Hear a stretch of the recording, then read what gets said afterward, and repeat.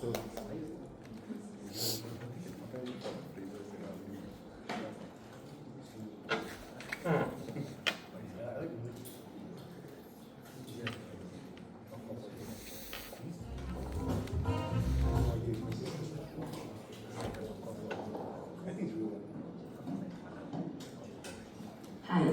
I'm Margaret. In this video, I'm going to introduce you to association and multiplicity. Associations show relationships between classes. Here we have two classes, class A and class B. We're going to look at unary associations and also at binary associations. Let's start with unary associations. Between the classes we have a single line with one arrow. Class A knows about Class B. Class B knows nothing about Class A. That's what this association is. Let's have a look at an example. I could have a person and an address. And there's an association between a person and an address. Sometimes people think of it as it has a relationship, in contrast to there is a relationship of inheritance. So we could say a person has an address, and it means the person knows its address, the class person knows about the address, but the address does not know who's living there. Our class address does not know our class person. So here we have again the more general view of Class A and Class B. Notice that our classes are represented by rectangles with the class name only. Many times in your class diagrams you want to show more detail. This is also possible in connection with associations. So here I have Class A, and I can see at this point that Class A has a method. It's called do something. And Class B has another method, which is called action B. We are also presenting the association together with a name. It's called my B. Compare that to this representation here. I have Class B, as I had before, and in Class A, I also added a value in my attributes field. So here I have an attribute. It's called my B, and it is of type Class B. You can look at both representations. So representation A has the emphasis on the relationship between Class A and Class B. It has the association drawn in with the arrow here. Representation B has the fact that Class A has a attribute of type Class B written in the attribute field. Those two representations are equivalent, they are identical. Unary associations and attributes, those are the same things. Which version you should use depends on where your emphasis is. If you want to emphasize the relationship of Class A to Class B, the arrow is a great way to emphasize that. If you just want to have a closer look at Class A, entering information in the attribute area is a good way to go. Sometimes there's a temptation to do both at the same time, but that is not a good idea. What would happen here is the following. You would have a Class A that has an attribute of Class B called my B, and in addition, it has a second attribute of type Class B, and again, it is called my B. You have to choose between one view or the other. Let's have another look at our example. This time, the classes are shown in more detail. Notice the class person has two attributes: address of type address and name of type string. Both types of representation are used in the same diagram. This is frequently done, and it is perfectly fine as long as the attributes are different, so we don't have any duplications.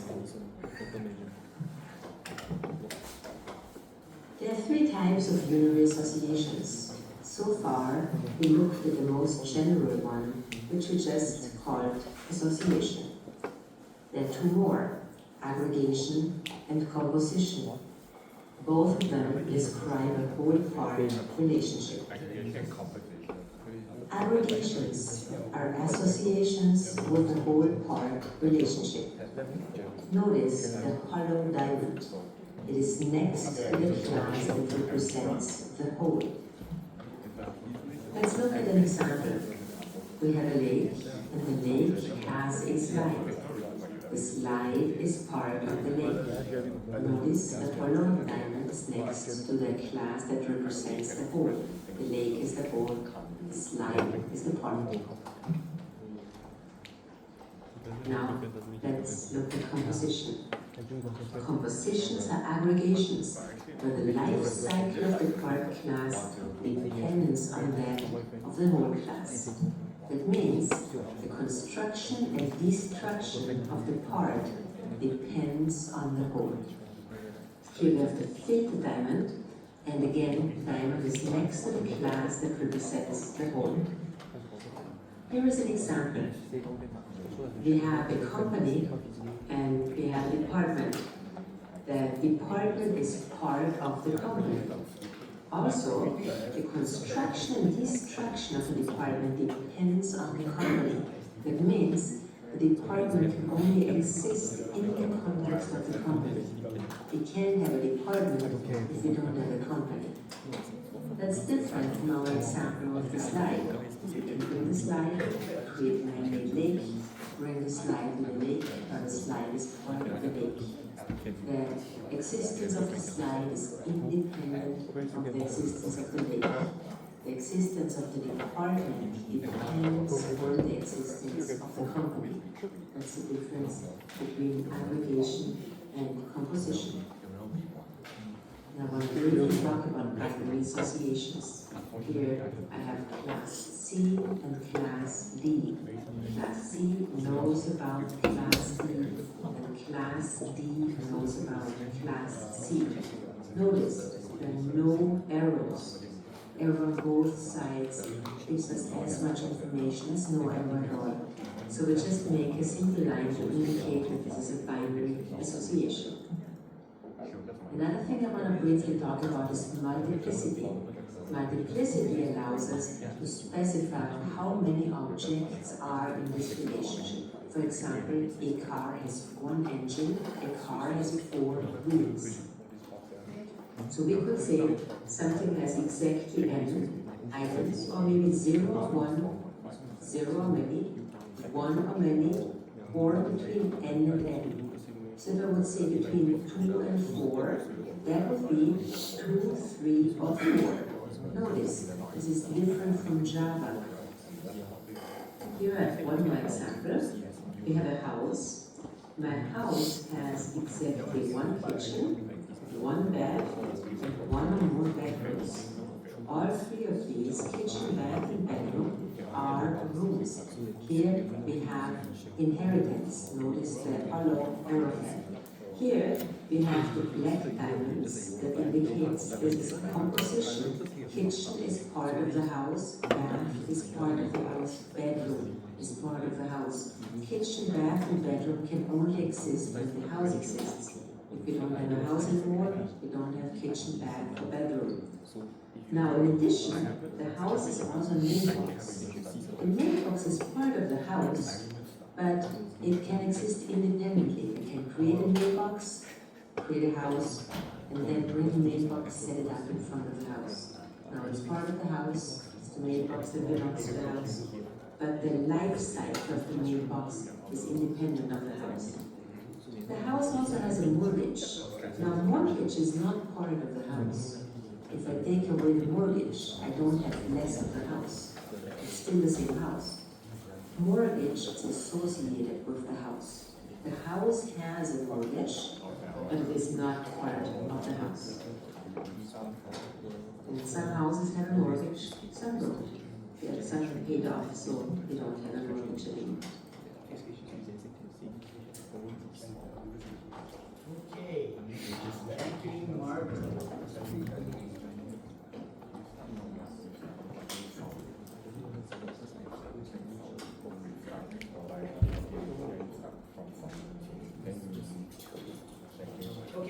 So, we're going to quickly go through the idea of the principles of modeling, the core properties, the idea of dimensionality, and finally we're going to go through that idea of shapes, symbols, icons. Again, we're going to do that once more because actually it's directly tied to the class diagram. Then we're going to go through the graph theory and the idea of the tree. And there's a typo there. It's just graph theory and tree first, not the pedagogy. We're going to go through the idea of UML and the caretaker. I'll just reinforce that place. Oh, by the way, did any of you get the specification? The UML specification? Did any of you download it?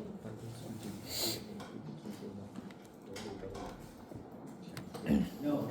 I have the one from OMG UML. That's it? Yeah. Yeah, so how many went to OMG? Okay, well, I mean, I strongly suggest you do. If you can't read it, that's okay, come see me. I've spent years and lots of gray hairs on trying to learn what it's all about, but you should have a copy. You're going to be doing this as part of your career. You might as well have a copy. And I'll go through structure definition again, and then the pedagogy.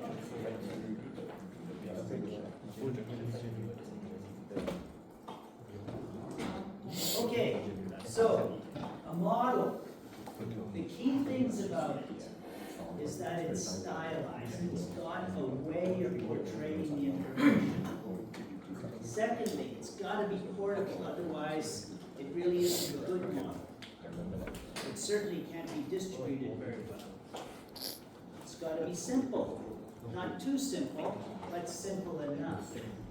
And then finally, it has to be looking at a few, and preferably one, describable aspect of the thing that you want to model. But that is an inherent weakness of the model, because you never really get the idea of the synergy. Now, just to give you an example, there was a, I don't know how much you know about history of airplanes. Does anybody know anything from the mid-50s about what it was like to fly in an aircraft? Luxury. Luxury. No, it was absolute terror. The problem was that the aircraft were not pressurized. And basically, they were very small. And the ability to produce a wide-bodied aircraft just was not there. So really it was like one seat on either side of an aisle, and that's how everybody's laid out. Not even two seats on one side and one on the other. It was just one and one. So the British came out with the first pressurized aircraft. And according to the designs, which are models, and according to the wind tunnel tests, which are also models, but they're 3D models, not 2D, the design looked great, absolutely great. But when they started to fly it, they immediately had a bunch of very, very awful aircraft losses, crashes in the middle of the sky. The plane just flew apart. The reason was eventually determined that the metal that they were using was not up to the standard that was necessary to have the pressurization. Remember that the idea of pressurization is you are holding in a whole bunch of pressure so that the people can breathe, so that they can have normal ground level, I guess you could say, quantities of oxygen and the other elements that are in the air. But way up there, you don't have that same pressure and you can't breathe. So the aircraft in a circular piece of fuselage literally just burst apart. Now that's a good example of where the synergy of the models was never able to be done. They did everything right. They drew out the design, they had the right types of wind tunnel tests. They even had a test flight of it and everything seemed to be okay. But it just goes to show that if you can't get everything in the model, then chances are something will not be seen. And it's important to see everything, okay? So just remember that models are flawed, including your models. When you guys are drawing your models, there'll be things that you can't see, even though UML says it has everything, that's not true. Okay, so remember the principles. Okay, number one, do models if words are not enough. Number two, do not put in extra quantity of elements into your model. It already exacerbates an existing problem that models are very big. You can't fit them into portable size. If you've got to start using B4 or even higher paper, then it becomes less portable. And then finally, make sure that you don't put extra complication into your diagrams. Although I have said that it's this complication that perhaps is necessary, but it's hard to read. So generally, you sacrifice the idea of the all-inclusive simplicity, all-inclusive synergy for a more simpler way of reading it. Okay? So those are the three principles. And then the core properties, notation, and semantics. Notation is the way it looks, and semantics is what it means. Now for marking, your teachers always look at notation only. Mostly because they can't read the UML themselves. Oh, I said it. Oh, God. Okay. Incidentally, that second video was actually wrong. A unary association is not what she described, and I will describe one when we get together. And that also brings up another point, just so you're getting a little bit of advance notice here. The idea of compliance, she failed. That's a level 2 compliance, and she doesn't know it. She knows level 1, but not level 2. The other guy was okay. Okay, so where are we? Okay.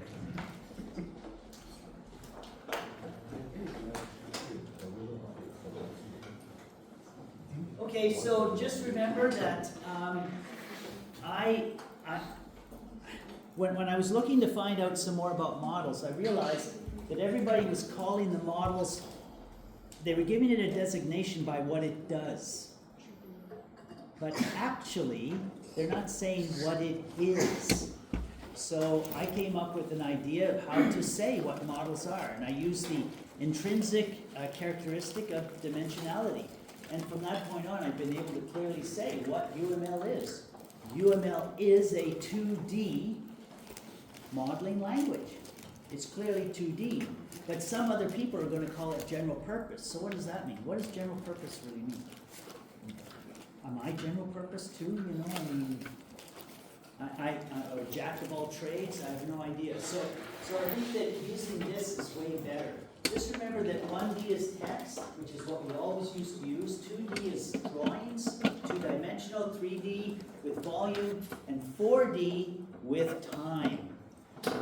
So if they had a 4D test with those early pressurized jets, they wouldn't have had all those people die.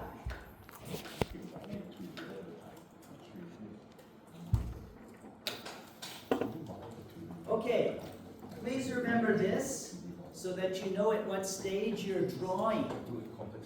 Okay, and also when you should not be looking for semantics.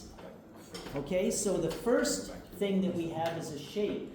It could be filled or unfilled. In this case, it's just an outline that's unfilled.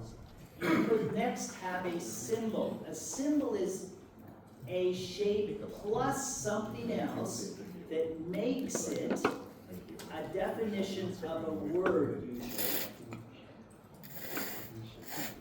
So it is now semantic. There is a meaning to it. Icons also have meanings, but you derive the meanings from the appearance, from the notation, in other words. So the only problems with icons is that we often can't really understand it because there's a cultural, if you like, there's a cultural perception to it. For instance, religion. Religious icons, I don't get it because I'm not really that way. I'm not that way inclined. So, so that's one area where I feel that iconography is kind of a waste for me anyway. So icons in UML, I can tell you, the icons are not easily recognizable either. So eventually when you get through 2 icons in UML, you need someone to explain where they come from, and then you'll go, now I understand. Okay, the last 2, adornments are just to highlight something or to make it recognizable, or perhaps, you know, like instantly you get an impression from this thing, but it's not really semantic. Annotations are definitely semantic. So you'll find that, for instance, to make a shape into a word, there's often an annotation in there. So it's a separate piece of semantic that is part of the word.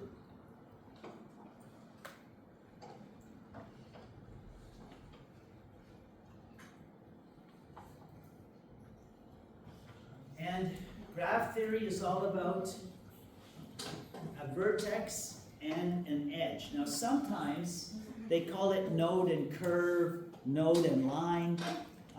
So that's really the same things, okay? But the official name is vertex and edge. And basically you can have 2 basic ideas for the nodes. You can either have filled or unfilled, and for the curves or the lines or the edges, you can have a no direction or a one direction. So no direction is taken to mean it could be both, or it might not even be a direction. So that's a bit of a hard one to explain to a person, and that's why we don't use it all that much unless we identify clearly that it means both ways. Now, trees are part of a graph theory. That's where they come from. So you can thank trees for your inheritance trees and your composition trees and all of those other things. Now, basically, the big thing about a tree is it's got a root where all of the edges go out or come towards. So they're either all outbound or they're all inbound. But they go to one place, that is the root. When they split out and then they end, the node at the end is called a leaf. Hierarchies are a special type of tree. They have a single relationship for every edge that is inside the tree. But the relationship diminishes or it becomes asymmetric. So you can have, for instance, a more intense relationship close to the root, but as you get to the leaves, it becomes diluted or it becomes weaker. Okay, so that's a hierarchy. Now there's 2 hierarchies that we know of that we use, compositional and subsumptive, but subsumptive really means the idea of inheritance. Can you get the idea of the diminishing when you look at inheritance? Do you understand that, you know, like the way you look is a lot different than the way, say, your great-grandfather looks? And I'm referring to the guys. I hope the girls aren't like that. So you understand that, right? It's a diminishment, okay? So same with composition. The things that are farther away from the whole tend to be weakly contained, or they tend to be not as strong a containment. Okay, so that's the idea about hierarchies.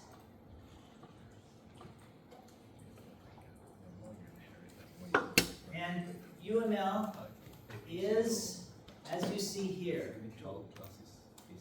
why don't you just read it for a moment?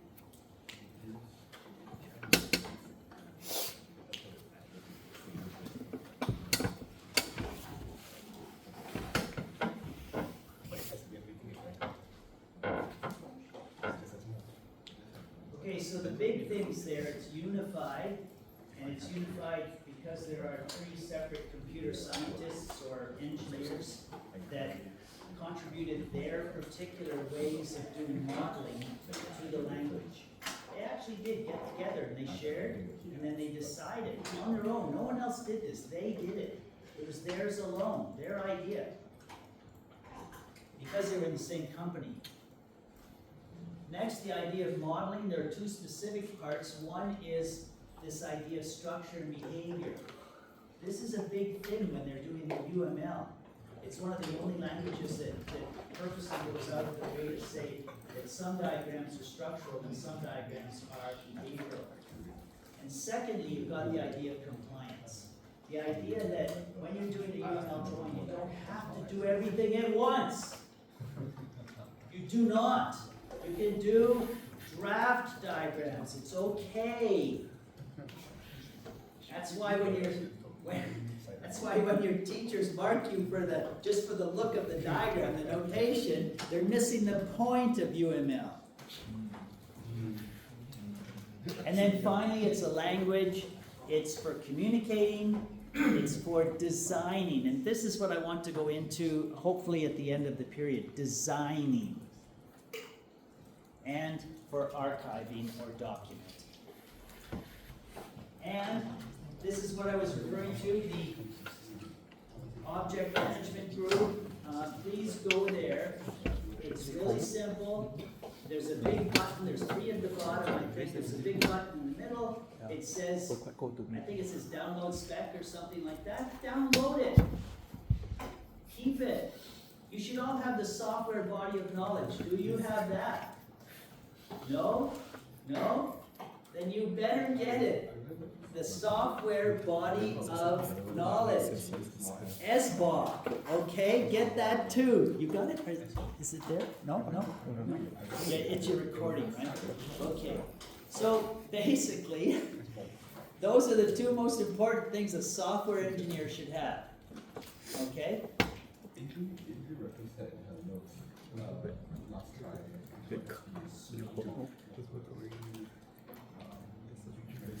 So a structure is defined in a specific way for software.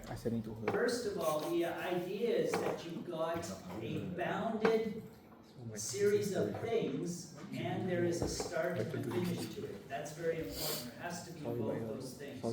And you are made up of things that together become a composition.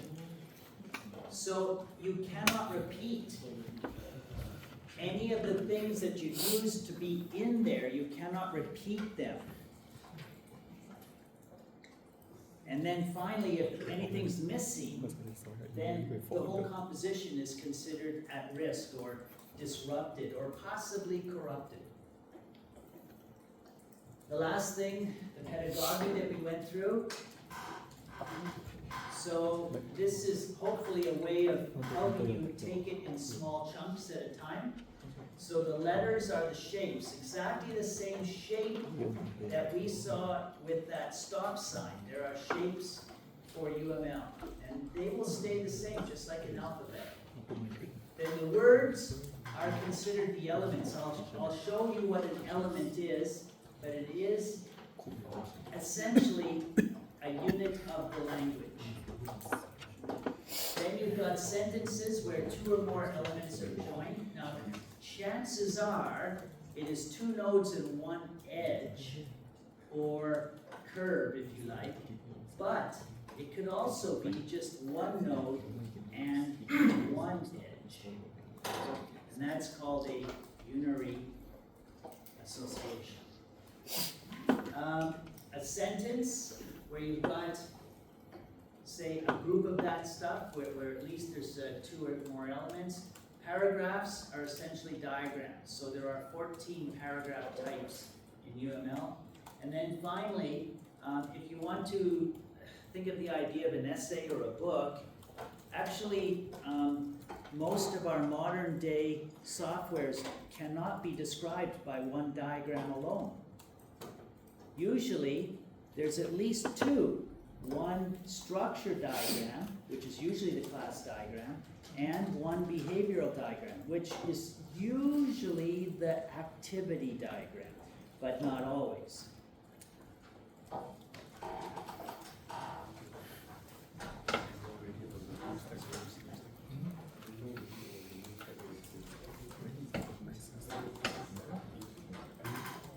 Okay, so just review quickly. Are there any questions?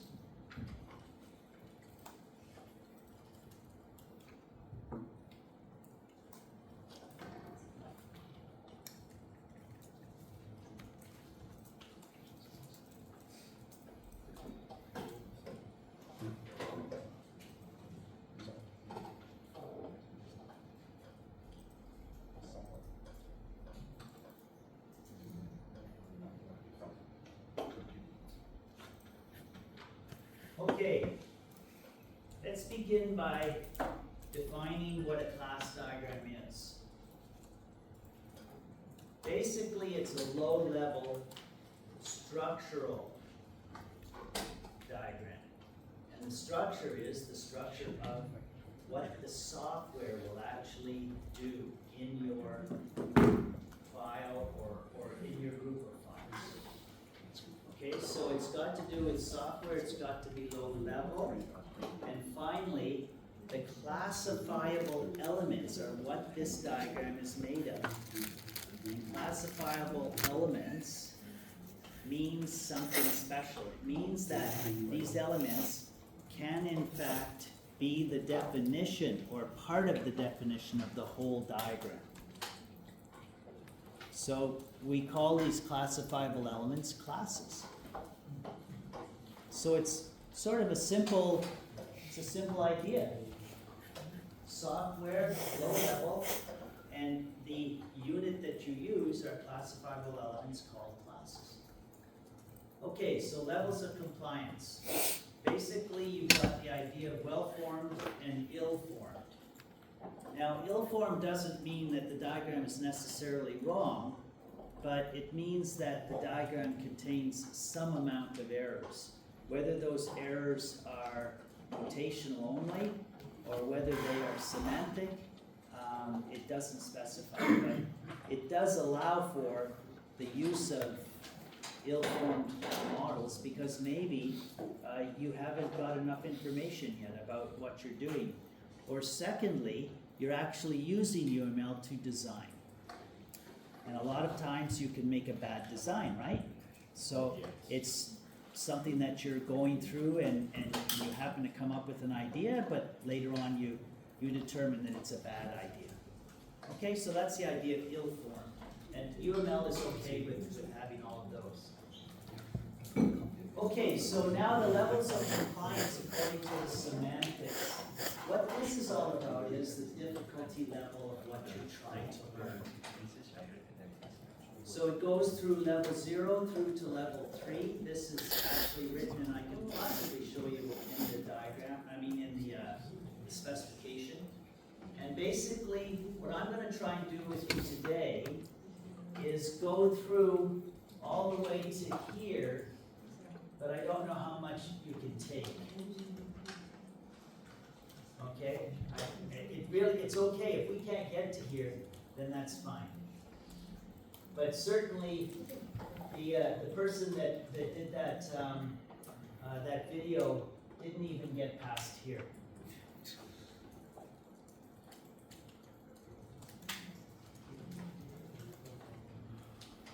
Okay.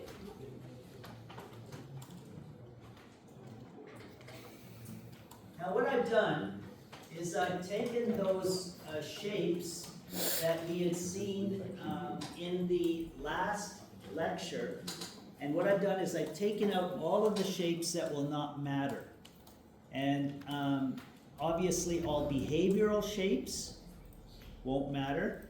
And then there's some that are common to all behaviors that has also been taken out. So what you see here is the possibility that most of these will actually be used in a class diagram. And that's quite right, most of them will be used. Now, which ones are used for level 0? Let's see if this works.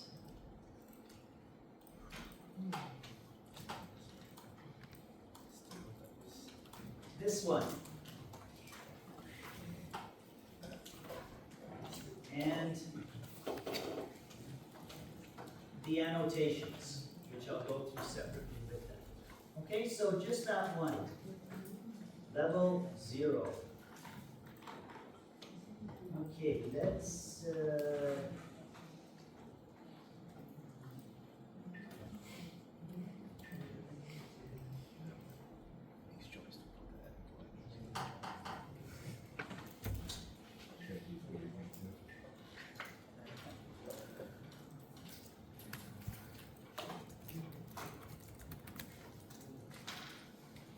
okay, you have to turn this on.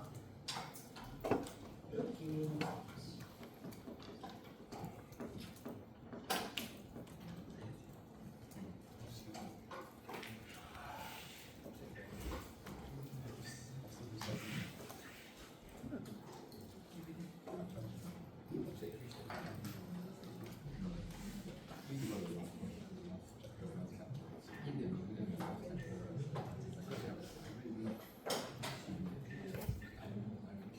Okay. My mistake. Okay, first of all, I should introduce you to the terminology. The most crucial terminology when we're doing level 0 is the idea of the class, the idea of the things that are written inside the class. And both of the videos got it wrong. Actually, they're not attributes, they are properties. And they are not methods, they are operations. Now, the word attribute is used in the specification, but it is used in a very general way to mean a characteristic of anything. Property means it's a characteristic of the software. Secondly, their usage of is a and has a, that's exactly right on. Okay, so has a refers to the idea of composition, and is a refers to the idea of inheritance or subsumptiveness. So that was going on. This idea of a directional aggregation and a restricted aggregation. No, that's not really right. So the ideas in the specification are quite clear that it's weak and strong. So that's the terminology they use. Weak to mean the open or unfilled diamond. Strong to mean the filled diamond.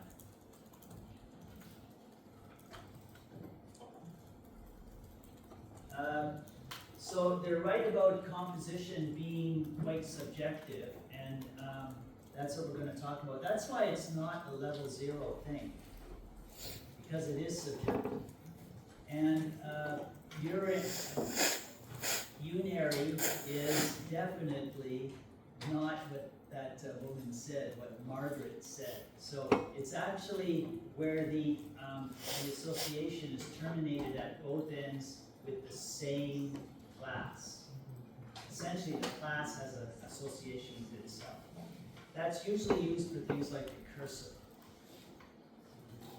And then multiplicity is absolutely not instances, and that's why it is a level 4, I think I put it as. Okay.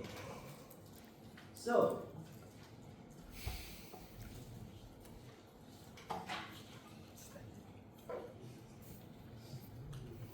okay, Okay, I've shown you the shape.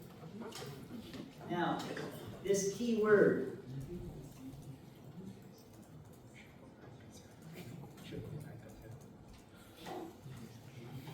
Okay, this key word is actually called a stereotype.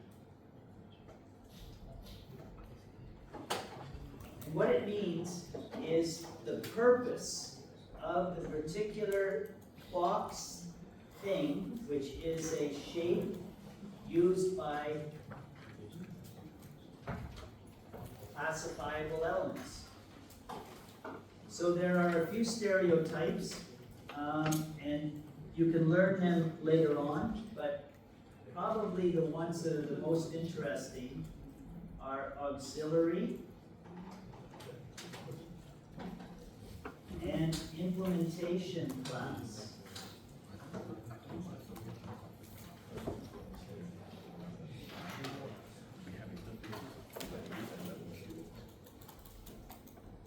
Auxiliary means supplemental logic or control for a particular group of classes, and an implementation class refers to a programming language that is used supplementally with your particular design.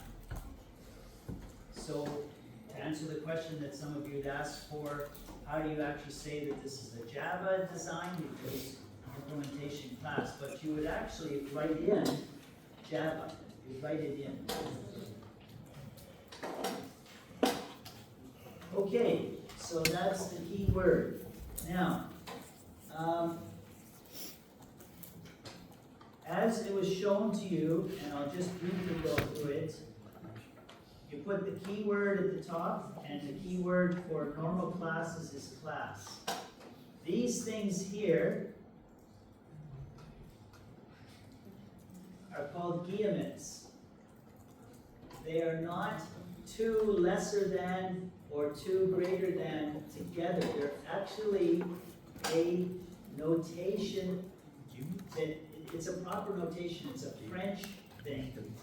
So if you want to look in your Word, your document for your fonts, and then you've got the selector where you can go through and get a symbol from those fonts.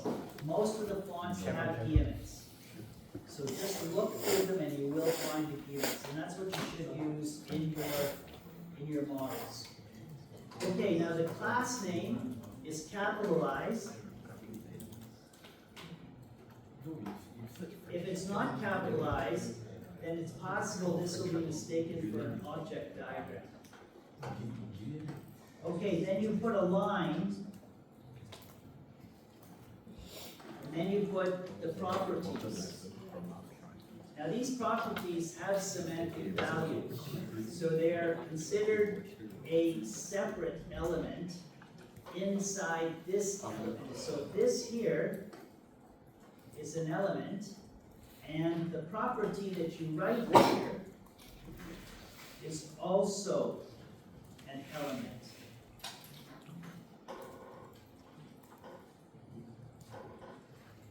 The visibility is also an element. So the idea of minus, plus, x, and there's another visibility, I'm not going to talk about it. It's for another diagram, for a package diagram. Okay, so these are elements as well. So maybe we go now and see what an element is.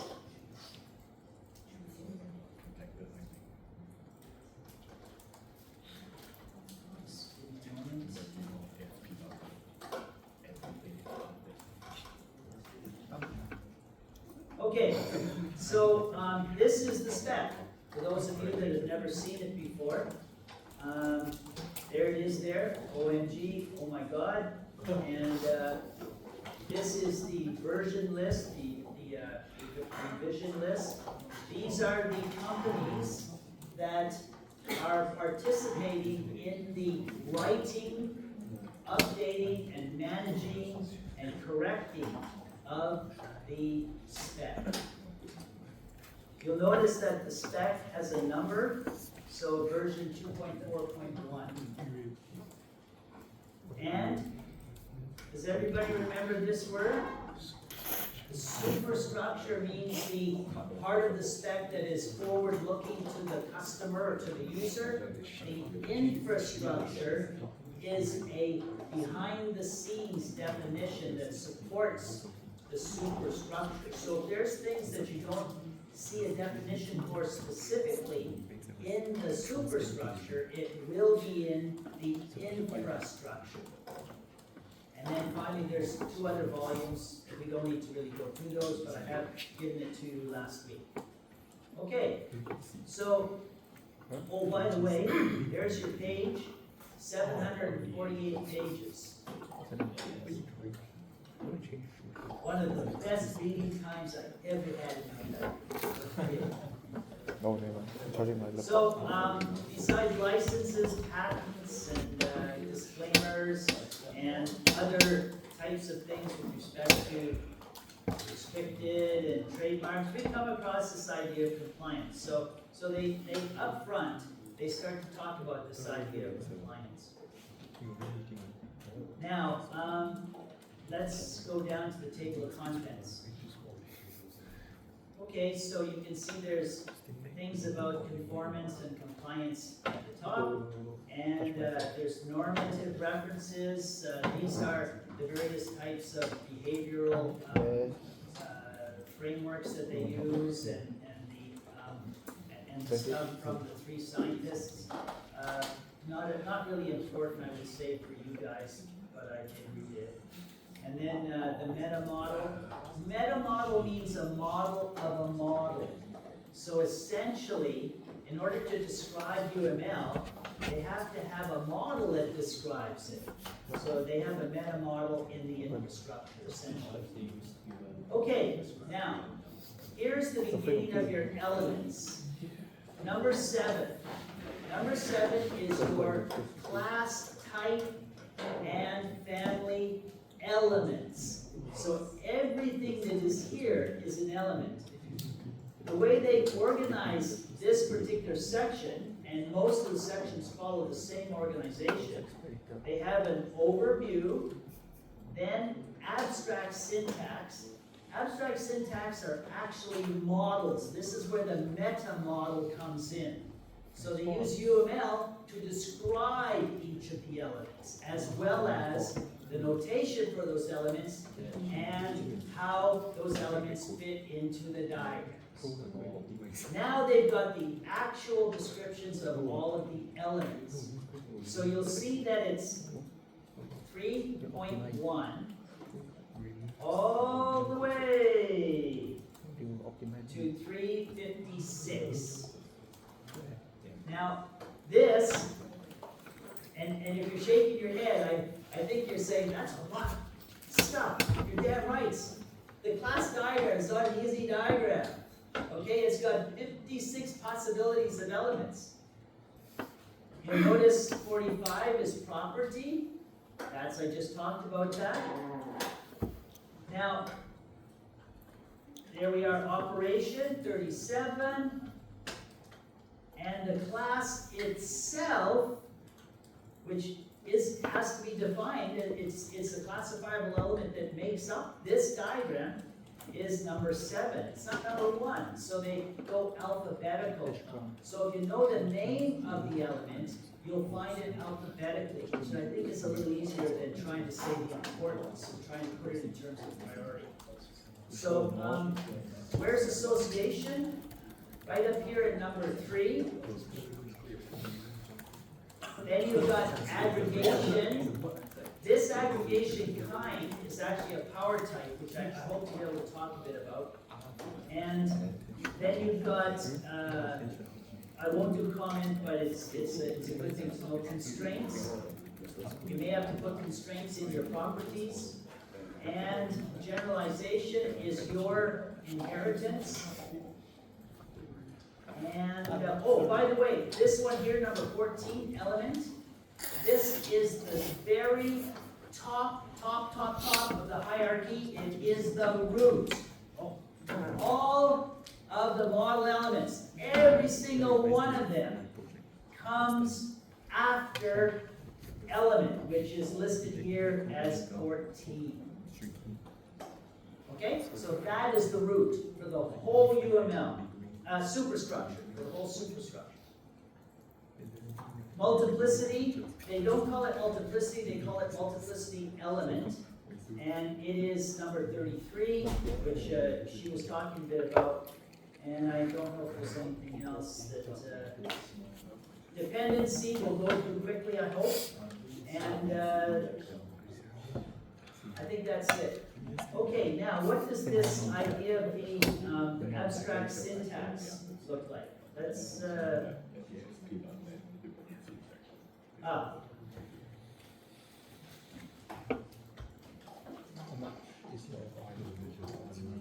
okay, so here's where you start the abstract syntax. So what they do is they first talk about packages. Packages are defined in the infrastructure, and then you get elements from UML being used to define UML. All of these elements are elements from UML, so you can notice, for instance, the dashed line, and this is a type of dependency. You've got the class. Now, the one thing that people have used is the convention that you don't need to write the keyword class. I do, but you don't have to write it. It's optional. Okay, so this here, what is this? Inheritance. And this is a, oh look, see, it goes to itself. Ah, that means it's unary. That's a unary association there, not what she had said. This is a binary between two different nodes. That's binary. Okay, so you can see here that it's just tremendous. I mean, it uses its own language to define itself. Okay, so this is essentially what UML is like. And then if you want to,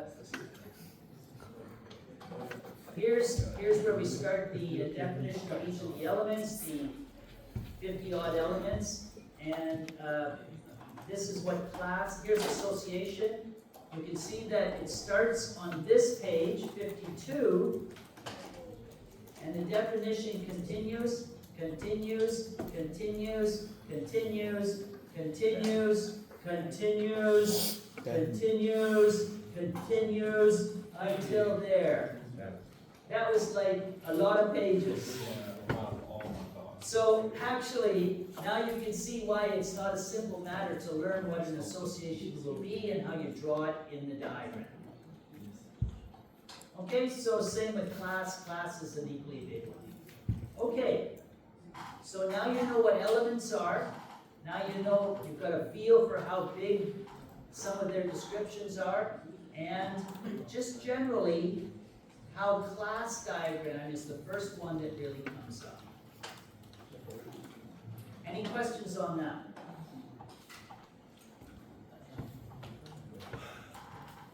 Okay, so let's go back to the idea of the...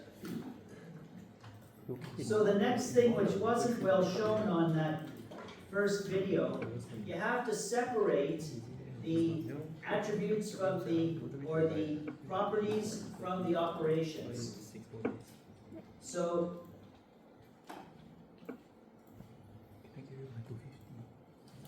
now, he explained, I think, fairly well, but we can just quickly go through it. So normally, the property is pretty simple. It's just got a name and a type. But the operation is a little different. There's brackets, and inside the brackets are all of your parameters. Each parameter will have a name and a type. Now you've got the colon after both of those. And this is also the type, but it is special. It's the return type. Now, if there's no return type, you can put void. Again, that is optional. Okay. Okay, so this constitutes a word. So it means the same in every part of the diagram. The only difference in the word would be in the stereotype. If you've got a different stereotype, like let's say you've got something like utility or HTML, then obviously those words will have a slightly different semantic. But the idea of encapsulation, the idea of being able to be object-oriented, that's mostly captured in this word. Okay? So you've now gone from shape to word. The next thing is putting it together in a small sentence, right? So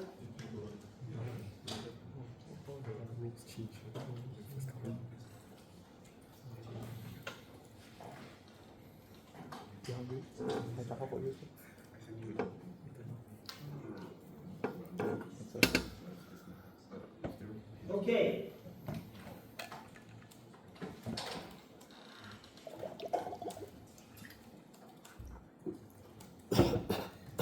Now, at level 1, we're talking about associations.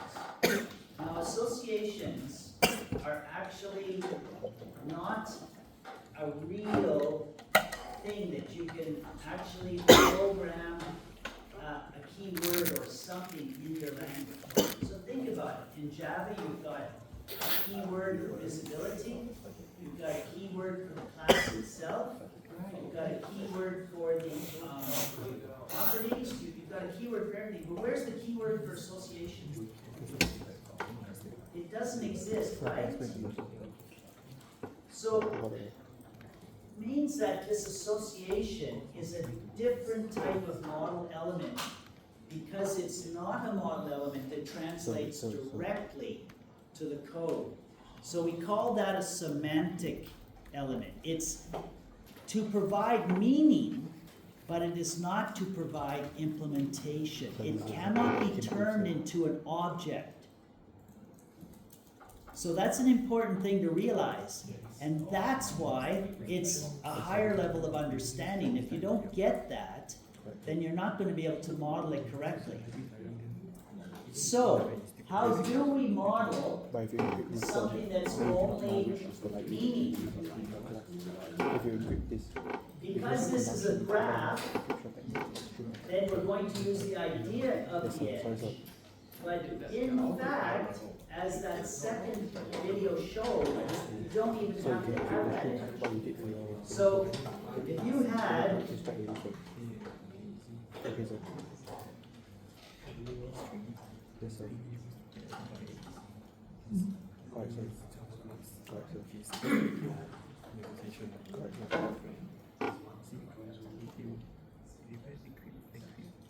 this one would be type what? What is this one here? It's type B, right? So remember that the class is also a type. And what is a type? Really easily put, what is a type?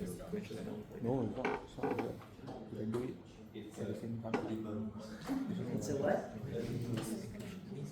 Actually, the problem is that you've got to think simplistically, and then you can say, oh, the type is such an easy definition. But when you're looking for it too deeply, like quality, it's really a problem. A type is a set of valid values with corresponding operations sometimes. It's a set of valid values. That's it. That's a type. So a class has valid values. And they're all having the same set of properties. They're all having the same set of operations. So that is the definition of a type. So a class is also a type. So when you go, my B, referring to that one over there, you're actually saying this is of type B. Similarly here, the my A is of type A. So this is the drawing without that semantic element of association. This is just as valid. But what are you missing? You're missing the idea of navigation. That's all you're missing, really. And actually the notion of navigation is just which direction you access the target of your request. So that's why we put associations in. So in fact, this would end up looking like this. My A or B, what do we say here? A or B?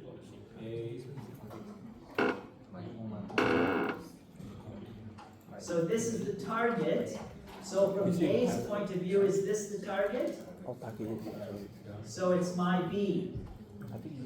Now, for B, the target for it was my A. So this side is called my A.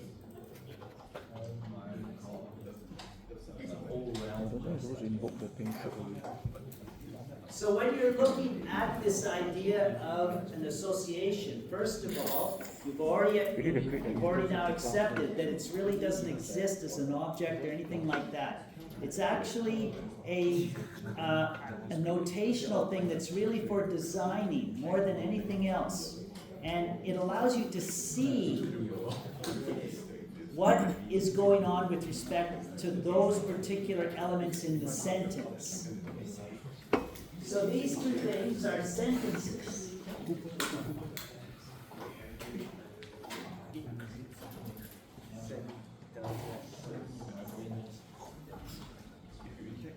Okay, so both of them are valid.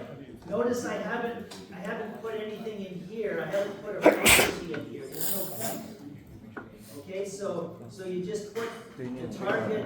Now we have a special name for these. I don't want to bore you with that. So just take it that this is the target's name or agent. Okay? Now, if you want to do the class diagram, well then obviously you have a bunch of these sentences together. So you would have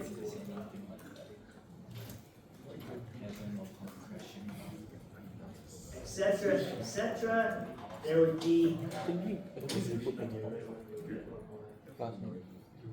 or you could have these things without the association.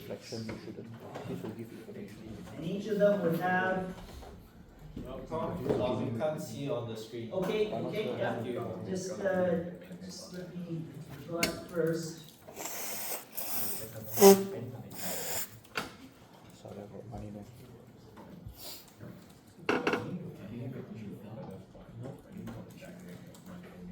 So this one.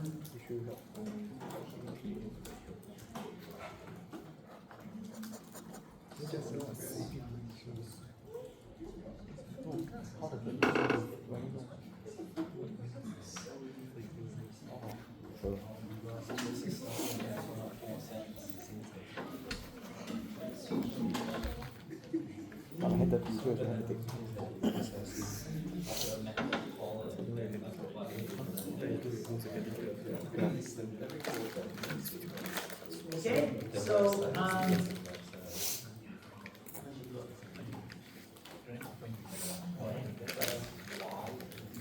okay, so those are two equivalent class diagrams.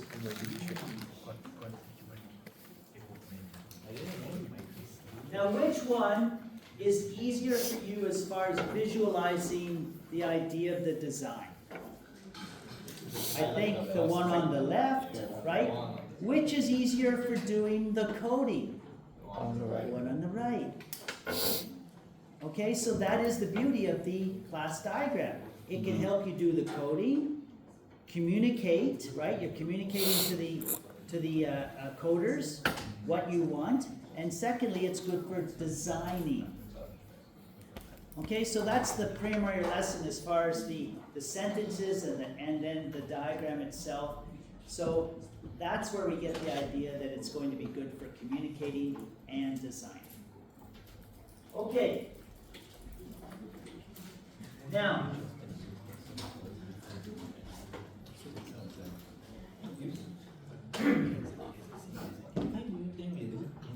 okay, so we've gone through the idea of the primary language unit, which is the class. And we've gone through everything about its annotations or its annotatable elements, which were properties and operations. The format can be a lot more detailed, but I don't have to give it to you at that time because we're still at level 0.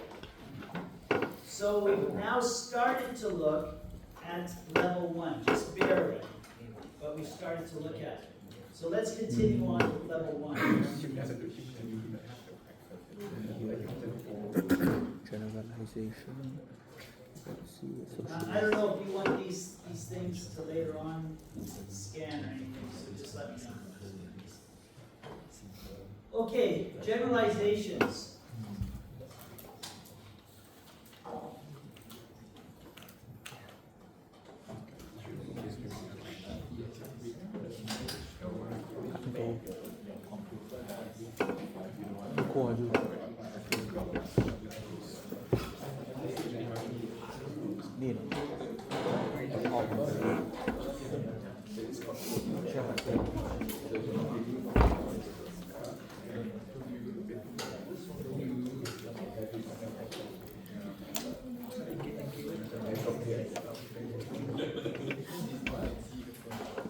What color is it? Okay, now,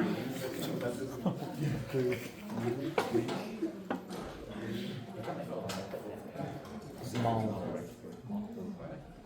M-A-I. everybody understands the idea of how to start off a particular inheritance. Real simple, right? You just think, sort of, what are the kind of different things in there? But actually, there are two properties that you probably are not thinking about, but you should. One of the properties is called covering, and the other property is called overlapping. So covering and overlapping. Now, it doesn't mean that your diagrams are wrong, but they could be wrong. And remember, if you're trying to communicate with the programmers, you have to know exactly what you're doing with respect to these two properties or attributes of a generalization. So let's go through them quickly. Covering. Covering means you've got all of the children. Overlap means that some of the children have the same unique properties. So remember that the child should always have unique properties or unique operations from the parent, always. There should be some. Of course, they leverage everything that's in the parent, but they still need some more. That's the whole point of having the child in the first place. So, do you, as one of the children, have some uniqueness that is actually shared by another one of the children? Kind of like a twin. Okay, so that's what overlapping is about. Is there a twin? Now, in terms of what is the best to do, can you tell me what the best would be with respect to those two properties? I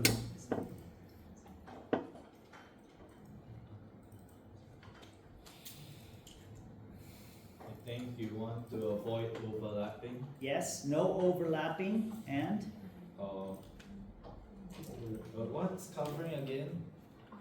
It's all the possible children that should in fact occur. Right, then covering. Okay, so you should have covering and you should not have overlap. Right. Okay.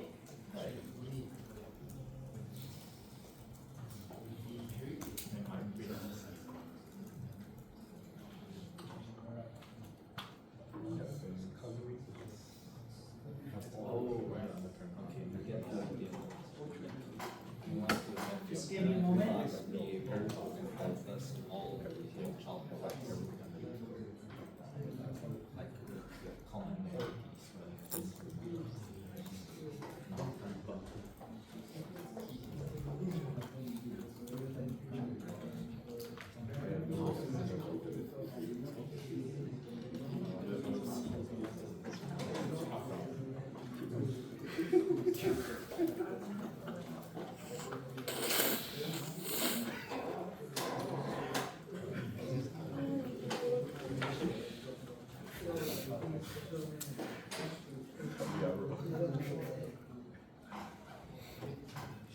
Okay. What is this in terms of covering and overlap? I'm sorry for writing so quickly, but I didn't want to, I really want to get out the information quick. So it says baby, toddler, teen, adult, senior. What do you think? Is it covering? Does it overlap? Yes. So this is not a good generalization because it does not fit the property of no overlapping. Now, is it still viable though for a design? Like, let's say I'm a psychologist and I want to design certain tests for people's possibly for dementia. So, do you think that I could still use this within my own psychiatric practice? Sure. So that means that just because it doesn't suit the property of overlapping being nullified, it still might be useful. So in generalization, you will have a series of ways of doing your generalization. We call those generalization sets.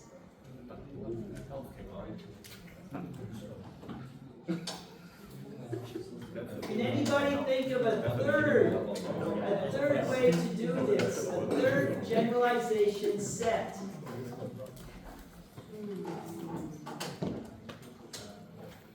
Can anybody think of another one?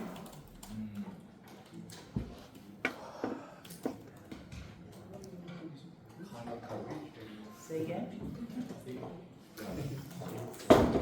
How about by race? Right. Is that what you said? You said the less easy version. Color. Okay, skin color. But the thing is, skin color, I guess we could go with skin color first because we'll see whether it's covering or whether it's overlapping. Okay. Oh my god.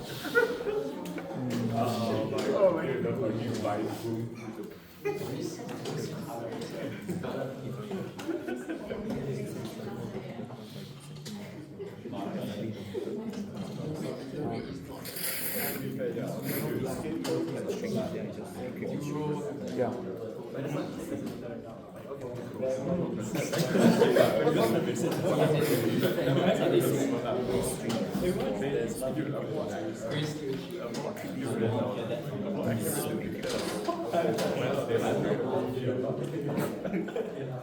You have used the same decryption. Okay, This that's. doesn't have to be an I encryption. mean, I think that's a pretty It can be stereotypical looking color. This class one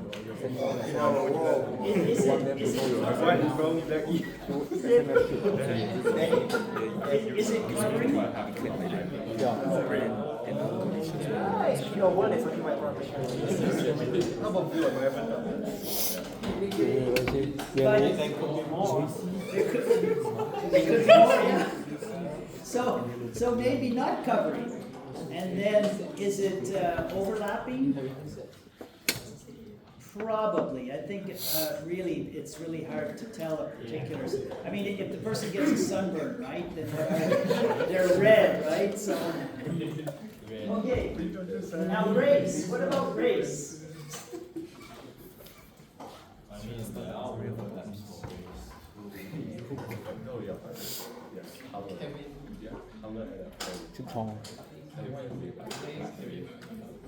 I'm not sure if these are race names or not. Whoa. Oh my God.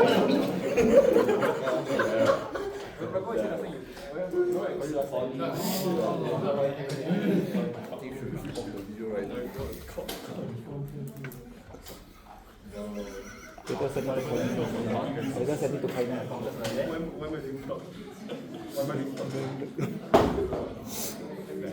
Okay, so again, it's really, I'm not really a psychologist or an anthropologist, but I'm just trying to guess what the races might be. I think there's actually 13 races, so I certainly don't know them all.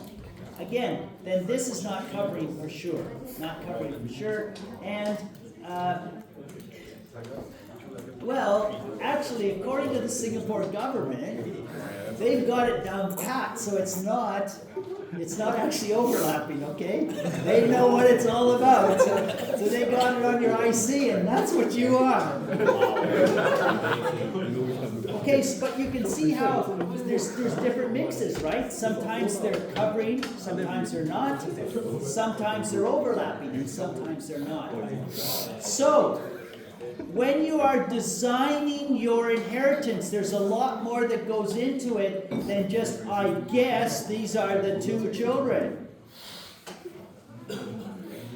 Now, the way you identify what you were thinking is very simple, but you don't do it yet, and you should.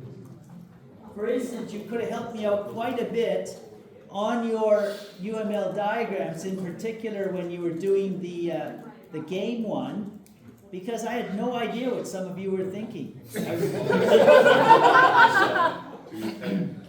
didn't even. Yeah, we did Well, that could be true. That could be true. So, I want a game engine of Sun King engine. And a game of Sun King inside.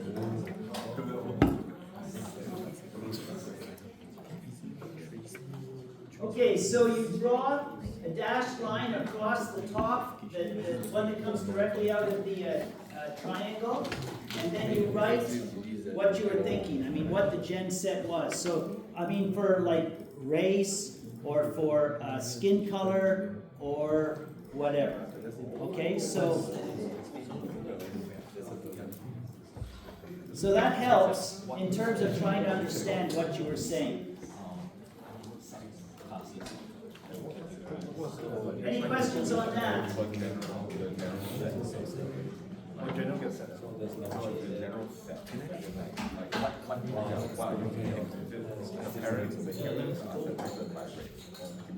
Okay, as far as the composition and aggregation goes, so I think the descriptions were very good. Just remember that it's a subjective idea. So if you have any responsibility with respect to the thing, like you are one class and you have responsibility for another class, that almost certainly is going to be strong aggregation. Strong aggregation is composition. The way I remember it is that when you have just aggregation, it is got the A, and so it's the lower form, weaker form, and A is in weak. Whereas composition is strong, and it's got an O in it, and there's an O in strong. So that's how I make the connection. I don't know any other way to help you on that one, but that's the way I make the connection. So remember that you've got the idea of in strong, you've got the idea that the parent must, or sorry, not the parent, the whole must actually instantiate the whole amount of parts. And they must be instantiated such that they should know the whole. Now, they don't have to know the whole, but they should know it. It's not always the case, but that's one thing that you have to consider. Now, for the weak aggregation, or just aggregation, there's also another thing that can help you out on that, and that is the idea of sharing. Because the part is not actually started by the whole, okay? It can be started at any time else, as long as it is existing before the whole talks to it.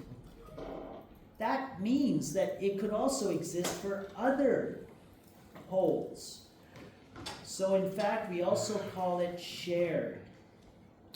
So the aggregation, which is the weak form of containment, can also be thought of as shared. So if that helps you out in your designs. So for instance, you might have, we've already done that. You might have a school, and it might contain a parking lot,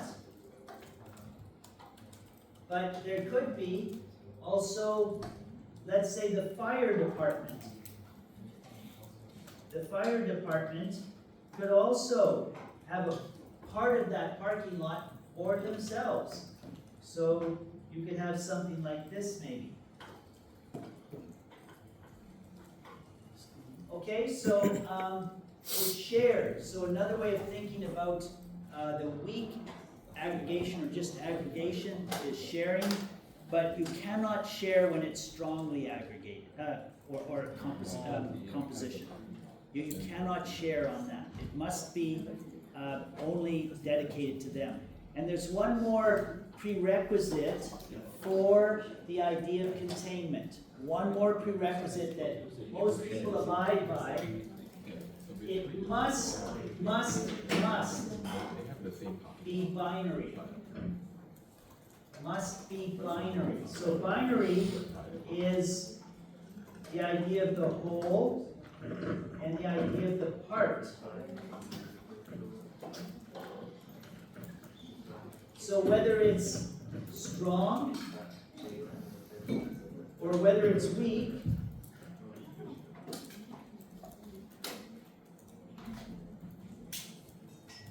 so if you've got a number of parts, each of those parts should be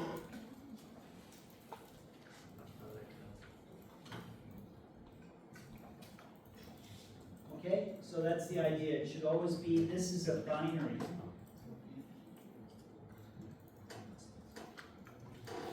May I ask about cases for the composition design patterns where you have a class that can contain itself?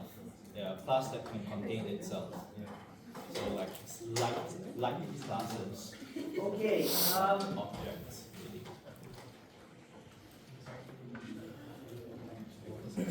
Composition, you know, like the itself.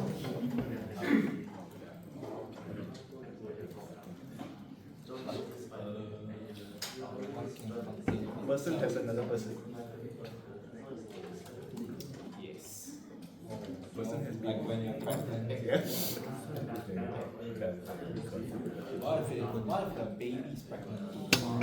Is that not like I'm just saying, you know, I'm just saying. okay, now I've drawn a possible idea of something contained in itself. So you can have the big ship, but you might be calling it a boat, and then it is actually containing lifeboats, which would be a boat. Okay, so it's possible to do this unary type of association, but it also has to be fairly well thought out. Maybe Now, look at the directionality that we've drawn so far.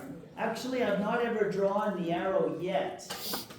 So the arrow is not a hard thing to put in, but it kind of restricts you. Once you put it in, then you're saying that you always go in that direction. So if you do always go in this direction,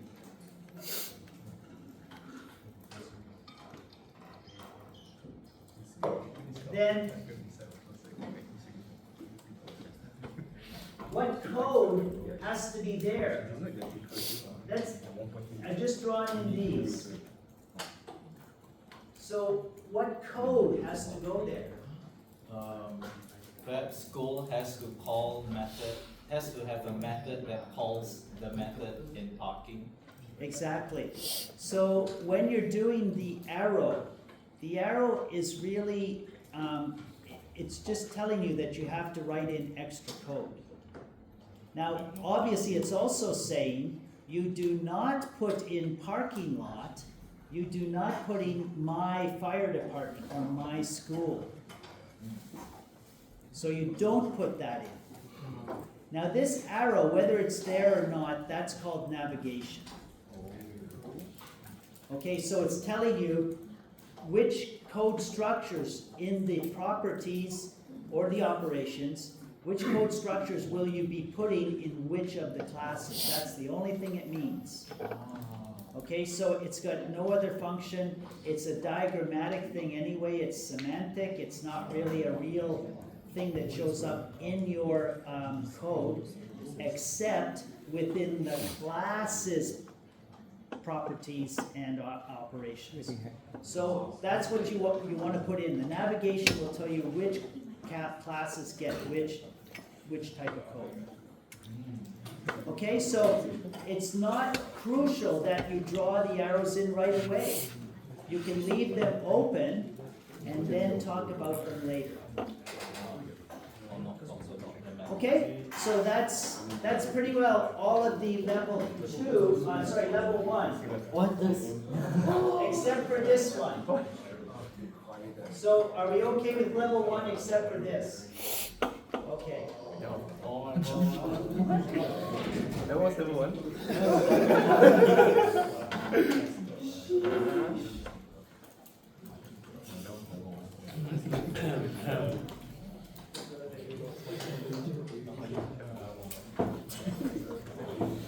Okay, what does this mean?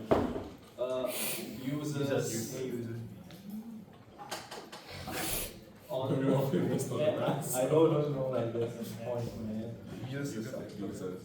Okay, it by itself, if there's no keyword at all, then it's pretty well useless. Now, the best you can do is say, I need you. So you always point towards the class that you need, but you don't say anything else. So what you must do with dependencies is you must accompany them with a keyword. Okay, so these are different.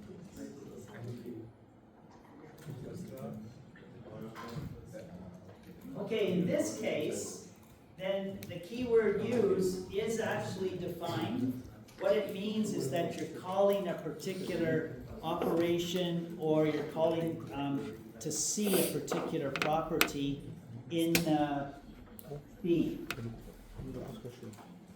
Okay, now sometimes these dependencies are not a clear idea of this, I need you. One of them, which is very difficult, but it happens to be the very first element in the class family. Do you remember that first element? Were you quick enough to see what it was?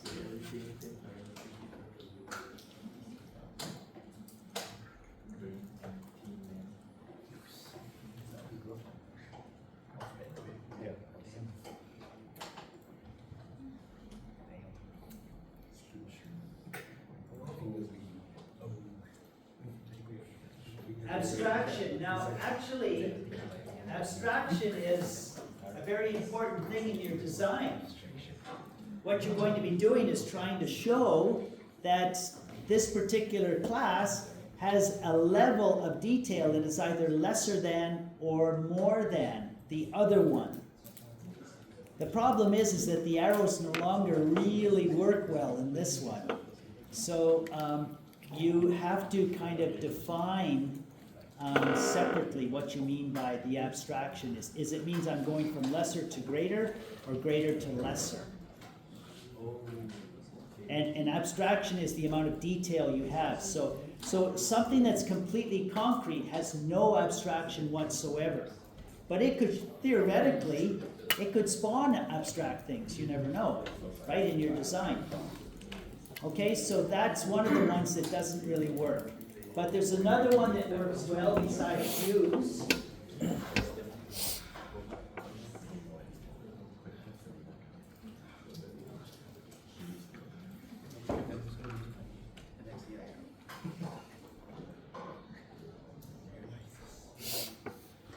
Okay, so realize.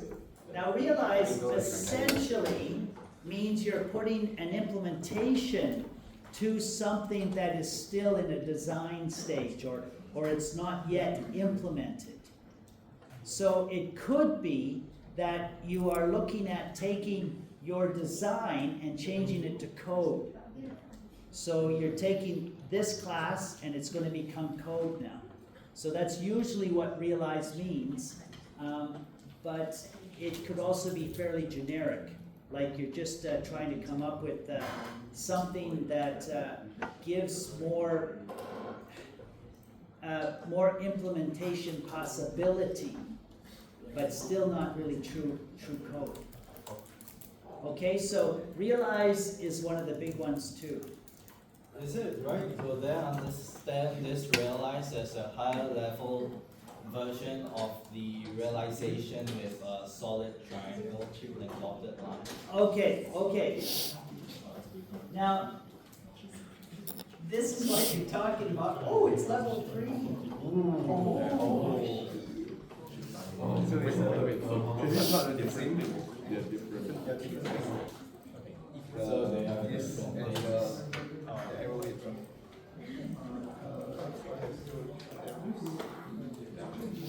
I now realize how to I got sight.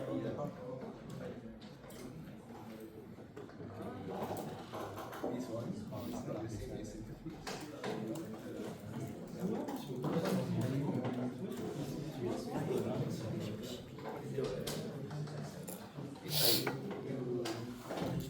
haven't think of the implementation. Just you can do this, very attractive.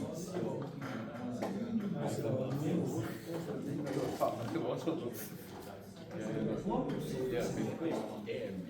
One level behind the other level. Yeah, can't help it. Not very abstraction. Yeah, abstraction. Okay, this is the sentence you're referring to. Again, it's not a full diagram, but it's definitely a sentence. So the idea is that the client on the left wants to use an operation. So for whatever reason. And the interface in the middle then has the abstract. Notice a couple of things. Its keyword is interface, and the abstractness is definitely put against the operation. Now, if you want, you can avoid that last step. And you can just say interface, and we generally know that all of them are abstract. But if you've got any other ideas there, you have to put the abstract for the ones that are abstract. And then on the other side, the supplier of that operation, so they're supplying the full body of that operation, they then have the ability to realize this. They realize this. So it's called interface realization. Okay, so that's a realize. So that would be a different kind of realize than the one above. Exactly, exactly. Yeah. The other one is more generic. It could be used in other types of situations. I see. Just like me realizing this. Not bad. Hey, you just realized something. Yeah. Whoa. Okay. Okay, so I think that's a lot of stuff that we've gone through. Do you want to stay for 5 more minutes? Yeah, well, info. Okay, I have level 2 to go through. This thing here. Yeah, actually, I don't want to associate shop.